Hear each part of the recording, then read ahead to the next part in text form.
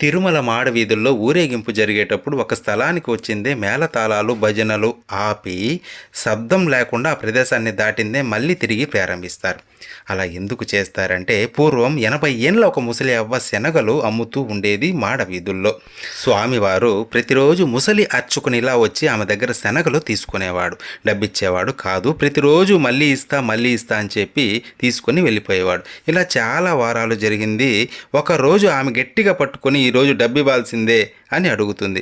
ఇప్పుడే తెచ్చిస్తా అని చెప్పి స్వామివారు ఆలయంలోకి పరిగెత్తుకుంటూ వెళ్ళిపోతారు. స్వామికి ఆమెంటే ఎంతో అభిమానం, తనకు ముక్తిని ప్రసాదించాలనుకుంటారు. అందుకే ఆమె పూర్వజన్మల పాపాలను శనగల రూపంలో గ్రహిస్తారు. తన అర్చకులతో ఇలా సెలవిస్తారు స్వామి. ఊరేగింపు జరిగేటప్పుడు ఆమె ఇంటి వద్దకు వచ్చింది, అందరూ నిశ్శబ్దాన్ని పాటించండి, లేకపోతే ఆమె బయటకు వచ్చి నన్ను పట్టుకుంటుంది అని చెప్పేవాళ్ళంట. కొద్ది రోజులకు ఆమె ముక్తిని పొందింది. కానీ నిశ్శబ్దం పాటించే సంప్రదాయం అప్పుడు పాటించే వాళ్ళు ఇప్పుడు పాటించడం లేదు.